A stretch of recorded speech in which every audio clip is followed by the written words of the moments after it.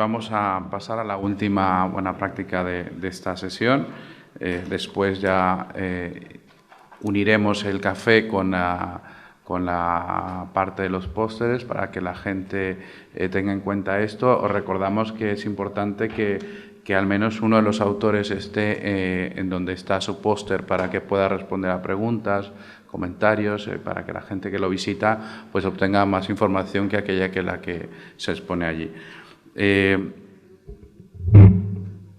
La siguiente buena práctica se titula Proyecto Europeo VALS y Semester of Code, prácticas virtuales en empresas y fundaciones relacionadas con el software libre a nivel europeo.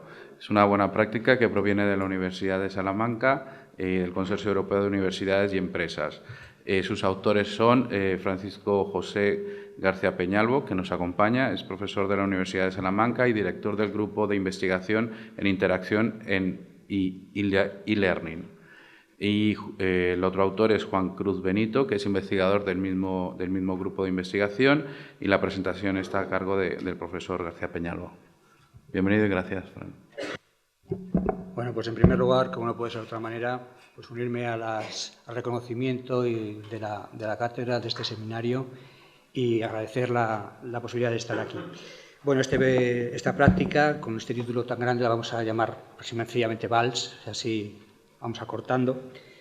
Y se trata del resultado de un proyecto europeo que está pues, a punto de finalizar ahora en el mes de septiembre, lo cual, bueno, pues de alguna manera se lanzaba en un cambio de los proyectos europeos del programa relacionado ahora con Erasmus+, para crear lo que eran alianzas estratégicas entre diferentes sectores, universidad, empresa, fundamentalmente, ¿no? Lo que se llaman las Strategic Alliance.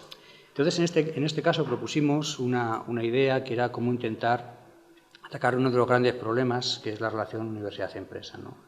Y hacerlo a través de un sistema de prácticas. Un sistema de prácticas, pero que nos permitieran, de alguna manera, involucrar la tecnología y facilitar que esas prácticas, sobre todo en un contexto como puede ser Salamanca, donde no tenemos un tejido industrial muy potente, pues pudiéramos darle oportunidad a nuestros estudiantes de poder hacerlas en cualquier lugar, pues por el contexto del proyecto europeo, pues de Europa, ¿no? Pero realmente el modelo podría soportar cualquier lugar del mundo. Entonces lanzamos esta idea con un consorcio liderado por la Universidad de Salamanca a través del grupo que dirijo y de alguna manera soportado por nuestro servicio de empleo. Y luego otro conjunto de partners que mezclaban precisamente lo que pedía era este tipo de convocatorias, universidades y empresas. Pero no empresas con la idea de que fueran directamente las que acogieran las prácticas, sino que nos sirvieran de puente para atraer fundaciones donde poder alojar a nuestros estudiantes, ¿no? Entonces eran, de alguna manera, los enlaces con esas fundaciones que podían dar soporte a este tipo de prácticas que queríamos soportar. Entonces, ¿cómo desarrollamos este proyecto? Bueno, pues creación de alianzas, o sea, era el leitmotiv de la convocatoria y, por lo tanto, teníamos que ser coherentes con ello, ¿no? En este caso, alianza entre la academia y el mundo profesional. Y quizá, bueno, pues la innovación que proponíamos era esa definición de práctica, pero de práctica virtual, ¿no? O sea, un poco el reto. De práctica, bueno, pues todas las universidades pues tenemos nuestras prácticas con los tejidos productivos a los cuales tenemos acceso, ¿no? De manera que esas prácticas tendrían que desarrollarse en las empresas, como cualquier otra práctica, intentar, de alguna forma, aumentar esa capacidad de emprendedurismo de los estudiantes y, sobre todo, también pues innovar en estos métodos de enseñanza-aprendizaje que, de alguna manera, pues enlazando con el seminario completo y con la charla de Ángel Fidalgo, pues de alguna manera que demostrasen que estábamos cambiando algo en esta universidad digital. Y para ello, bueno, pues propusimos un modelo que llamamos el desarrollo del semestre de código, que de alguna manera lo que estábamos haciendo era adaptar una idea que ya estaba funcionando con el Google Summer of Code, ¿no? Es una práctica que está bastante extendida en lo que es el contexto de la ingeniería informática. Entonces, en este semestre sería un poco el tiempo que se daría para realizar esas prácticas. Por acotar, pusimos que las prácticas tendrían que ser en el contexto del software libre, de alguna manera por aliviar todos los temas de propiedad intelectual que se nos podía dar en un contexto encima tan amplio como toda Europa. Entonces, pusimos ese hilo conductor, ¿no? La modalidad de práctica siempre teletrabajo, prácticas virtuales, con lo cual no estábamos diciendo que un estudiante tenía que abandonar su universidad, su ciudad de origen para hacer esas prácticas. También se facilitaba que se pudieran compaginar con el resto de actividades. Y, por lo demás, tenía que ser exactamente igual de garantista que cualquier otra práctica. O sea, tenía que involucrar pues, un mentor en la parte de la empresa y tenía que involucrar pues, a un tutor académico que, de alguna manera, estuviese guiando o viendo que esa práctica tenía sentido. Entonces, creamos toda la infraestructura tecnológica para gestionar todo esto. Por supuesto, todo tiene que ser virtual. Y, de alguna forma, pusimos a trabajar a las empresas que eran partners de este proyecto en buscar esos socios que nos podrían acoger, estudiantes ofertando proyectos, y a las universidades, de alguna manera, intentando pues, vender la idea a los estudiantes de que esta oportunidad estaba ahí. Entonces, bueno, pues como siempre se ponen algunos ejemplos de quién está detrás, al final, recibiendo a nuestros estudiantes, y teníamos pues a fundaciones e empresas tan conocidas en el mundo del software libre como puede ser Mozilla, como puede ser Apache, como puede ser Jim, como puede ser Moodle, como puede ser incluso la NASA. Entonces, de alguna forma, eran las joyas de la corona, pero detrás de estos había muchos más, ¿no? Como luego resumo. ¿Qué tipo de proyecto estábamos pidiendo? Pues un proyecto real. O sea, no estábamos diciendo que se inventaran un proyecto académico, pues no, tenía que ser un proyecto suyo, de la empresa de software libre, por lo tanto, que se pudiera acometer con unos conocimientos previos en un tiempo establecido de prácticas. Además, se tenía que hacer en régimen competitivo. Eso significa que había una propuesta de proyectos y los estudiantes que estaban interesados deberían lanzar una propuesta de solución, lo cual no significa darles ya el producto, sino simplemente decir, yo haría o atacaría este problema por estos puntos, por este punto, por este punto, ¿no? Las empresas valorarían las diferentes propuestas y harían una selección. Y luego habría una negociación sobre cuándo, cómo se llevaría a cabo esa práctica. Entonces, el procedimiento que desarrollamos más o menos está representado en esta figura, lo que se da bien, sino también luego en el póster la podemos discutir, donde al final tenemos como 6 puntos que nos resumen todo esto de una manera idílica. Después poner de acuerdo a las universidades de toda Europa para crear esto es muy complejo. Pero bueno, eso lo dejamos para las preguntas. Realmente, primer punto, se tiene que publicar la oferta. Una plataforma donde están descritos los diferentes proyectos, prácticas que se van a desarrollar.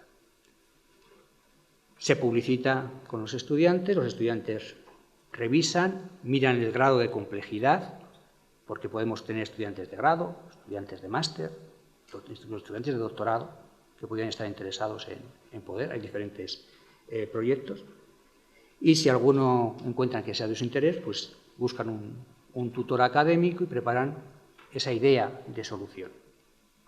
Se lanza y entonces hay un periodo para que las empresas cojan y de alguna forma revisen y decidan si son atractivas esas propuestas, si no lo son, etc. Si, bueno, pues son aceptados, pues el estudiante también tiene su parte de negociación y esa negociación sería doble, de alguna forma, con la empresa para ver en qué periodo temporal, en qué ventana para poder hacer las prácticas, como son virtuales, bueno, pues ver si hay una presión de tiempo por parte de la empresa o muchos estudiantes lo están dejando, decir, bueno, hemos ganado la práctica, pero la vamos a dejar para verano, que aunque sea virtual, pues no entra en conflicto con nuestra programación académica. Entonces, esto es flexibilidad total. Y por otro lado, entraría la parte de negociar con la propia universidad, ¿no? Es decir, tengo un valor añadido. Tengo un valor que es hacer una práctica. ¿Vale? Pero además de esto, ¿qué? Puedo tener reconocimiento de créditos porque mi universidad me permite reconocer créditos de práctica en empresa. ¿Me puede servir para hacer un trabajo de fin de grado, fin de máster, si yo extiendo a...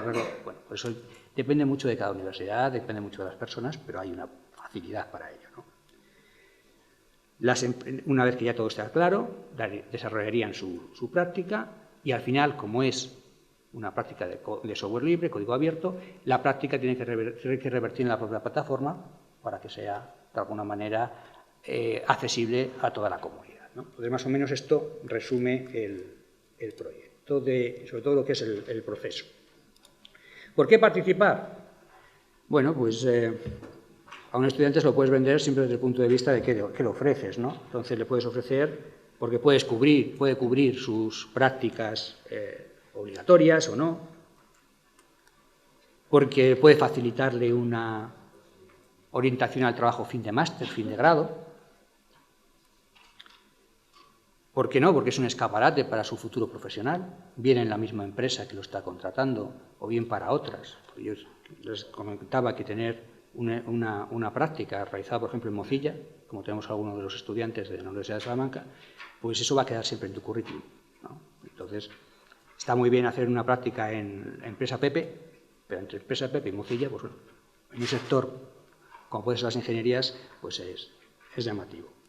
Pero yo fundamentalmente, aunque desde luego creo que solo me lo creía yo cuando lo comentaba, les decía que lo importante era el valor de la experiencia. O sea, hablar de esas competencias transversales que tanto hablamos en las diferentes titulaciones, pues aquí se estaba planteando, porque estábamos en equipos multidisciplinares. Había que hacerla fundamentalmente en inglés. Tenías que comunicarte por videoconferencia o a través de escritos y tienes que crear esa capacidad de interlocución.